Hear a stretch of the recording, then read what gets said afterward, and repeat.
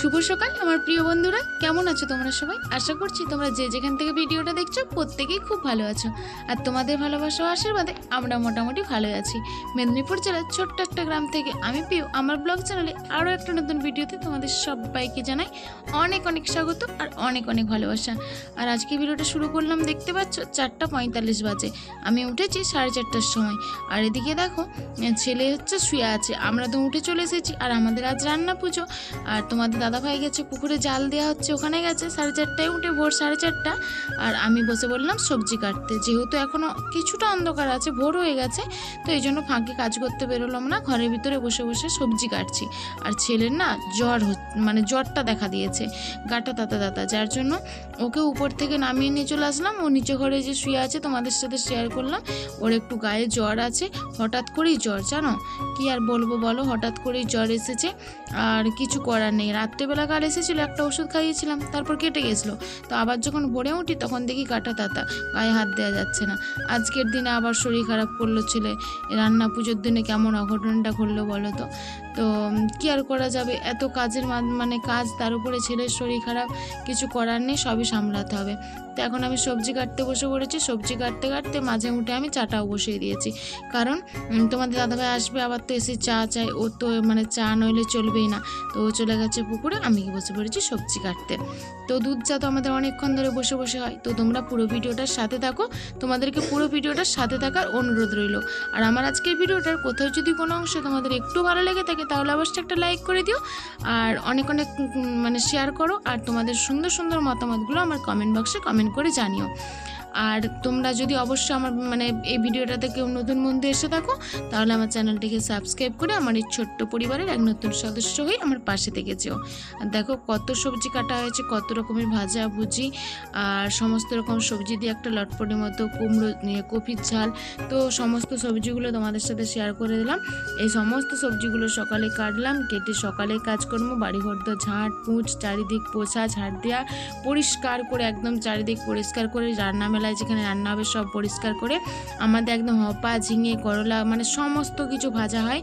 তো সমস্ত সবজি কেটে নিয়েছি দেখো, আর পুরো ভিডিওটার সাথে থাকো। আর আমি একা হাতে সমস্ত কাজ বাড়ির করে আবার ভিডিও করা যতটা পেরেছি তোমাদের সাথে শেয়ার করার চেষ্টা করেছি। সবটা শেয়ার করতে পারিনি, যতটা পেরেছি শেয়ার করার চেষ্টা করেছি এত কাজের মাঝে।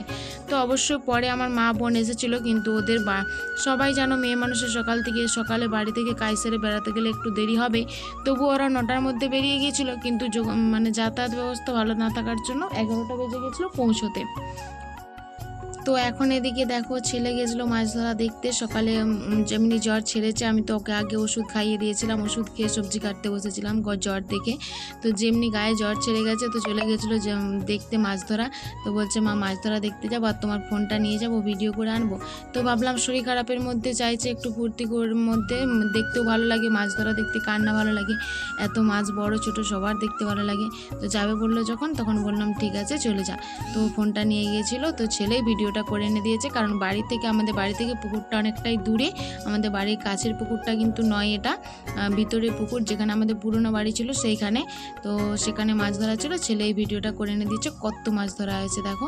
তো সব মাছগুলো অবশ্যই আমাদের নয়, কারণ এখানে ভাগের মাছ রয়েছে, অনেকের ভাগ রয়েছে। তো এই এতগুলো মাছ পড়েছিল, সেটাও তোমাদের সাথে শেয়ার করলাম। আর মাছগুলো দেখতে কতটা সুন্দর লাগছে। তো সবটাই কিন্তু পুরোটাই পুকুরে মাছের রান্না হয়েছে, কোনোটাই কিন্তু কেনা নয়, একটা মাছ কেনা হয়নি পুকুরের। তো দেখো এখন এদিকে মাছের আঁশগুলো তোমার দাদাভাইকে ছাড়াতে বলেছিলাম, যে আঁশগুলো ছাড়িয়ে পরিষ্কার করে দাও, তাহলে আমার টপ কাটা হয়ে যাবে। তো যার জন্য আমি এখানে ও আঁশগুলো পরিষ্কার করে দিয়েছিলো, আর আমি তারপরে এসে কেটে নিয়েছিলাম। আঁশগুলো পরিষ্কার করে মাথাগুলো কাটছিল, কারণ ও আবার চাকা পিসগুলো সোজা করতে পারে না, যার জন্য ভাবলাম যে আমি কাটবো, বললাম আমি কেটে নেবো, আর তুমি শুধু আঁশগুলো পরিষ্কার করে দাও। তারপর তোর আবার কাজ রয়েছে, গরুকে খেতে দেবে, গরুর গা ধোয়াবে, তো সমস্ত কাজ করবে, যার জন্য আমি আবার সমস্ত কাজ কিন্তু আমার এখন হয়ে গেছে। অনেক অনেক বাসনপত্র ধোয়া মাজা, চারিদিক ঝাঁটপুছ করে এখন চলে এসেছি মাছ কাটতে। মাছটা কেটে গায়ে ধুইব, তারপর স্নানে যাবো, তারপর এসে হাঁড়ি বসাতে হবে, নয়তো রান্না আবার তো কমপ্লিট করতে পারবো না। তো চলো তোমরা সাথে থাকো আর ভিডিওটা দেখতে থাকো।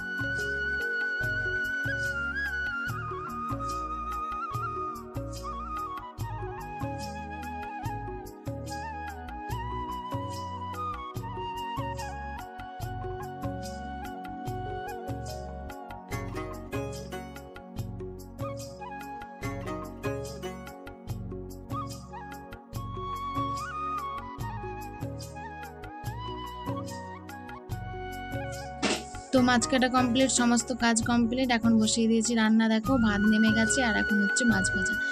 এখন আমার ভাত হয়ে গেছে, ভাজাভুজি কমপ্লিট হয়ে গেছে, এখন চলছে মাছ ভাজা। আর মাছগুলোই তো ভাজতে অনেকটা টাইম লাগবে, তো যার জন্য আমি কিন্তু গ্যাসে উনানে সব বসিয়েছি। একটা উনুনে তো আর রান্না কমপ্লিট করতে পারবো না, এতগুলো পদ রান্না হবে। আর 12টা থেকে 12:30টার মধ্যে রান্না কমপ্লিট করতে হবে, নয়তো মানুষজন চলে আসলে আবার খেতে দিতে পারবো না। যার জন্য গ্যাসে উনুনে করে রান্না করেছিলাম। তো তোমরা সাথে থাকো, পুরো ভিডিওটা দেখতে থাকো, আর তোমাদের সুন্দর সুন্দর মতামত আমার কমেন্ট বক্সে কমেন্ট করে জানিও।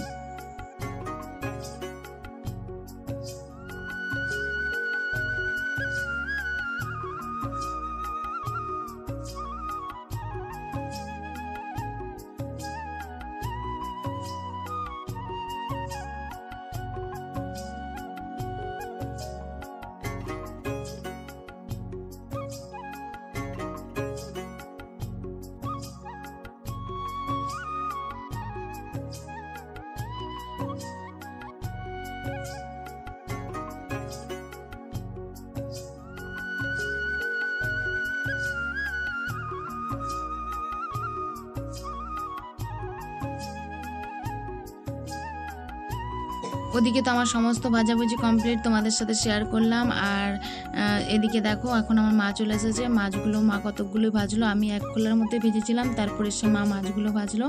আর এদিকে দেখো পটার তরকারিটা বসিয়েছে, যেটা সমস্ত সবজি দিয়ে তরকারি, সেটা বসিয়েছে। তো মা এদিকে এখন মা আসার পর মা উনুন শালটা দেখছিল আর আমি গ্যাসে রান্নাবান্না করছিলাম। তো দেখো এখন হচ্ছে এদিকে আমার সমস্ত রান্না কমপ্লিট, 12:30টা বাজে। আর মা দিচ্ছে এখন ঠাকুরকে ভোগ, কারণ মা মনসা রান্না, মা মনসাকে ভাত ভোগটা দিয়ে দিচ্ছে। তো নয়তো ঠাকুরকে নাও খাবারটা দেওয়া হলে, ভাত রান্না ঠাকুরকে দেওয়া হলে তো কাউকে খেতে দিতে পারবো না। যার জন্য মাকে বললাম মা রান্না হয়ে গেছে, তুমি খাবারটা দিয়ে দাও। তো ঠাকুরকে মা এখন খাবারটা দিয়ে দিল, দিয়ে আমাকে বুঝিয়ে দিচ্ছে কি করবে এরপরে। তো আমি তারপরে এবার খেতে দেবো, মা যেহেতু আছে এখনও, তো মাকেই বলি এগুলো করতে, কারণ আমরা তো অতটাও নিয়মকানুন সব জানি না, যার জন্য সব জিজ্ঞেস করে করে করি এমনিতেই। তো এখন এদিকে দেখো খেতে বসেছে বাচ্চাগুলো। আমার বোন এসেছিলো, যেহেতু বোনের ছেলে মেয়েরা এসেছিলো, তো বোনের মেয়ে, আমার ছেলের ম্যাম, ছেলে। তো তোমরা আগের ভিডিওতেও দেখেছো আমার ছেলের ম্যামকে, সবাই ওরা একসঙ্গে খেতে বসেছে। তো তোমাদের সাথে সেটাই শেয়ার করলাম। আর এরপরে আর খাওয়া দাওয়া শেয়ার করতে পারিনি, কারণ এখনই তবু একটু কম চাপে ছিলাম, কারণ ওরা প্রথমে খাওয়া দাওয়া করে নিয়েছে। তো যার জন্য একটু শেয়ার করেছিলাম, তারপর পরে চাপ লেগে গেছিলো, তার জন্য তোমাদের সাথে কিন্তু আর শেয়ার করতে পারিনি খাওয়া দাওয়ার পর্বটা।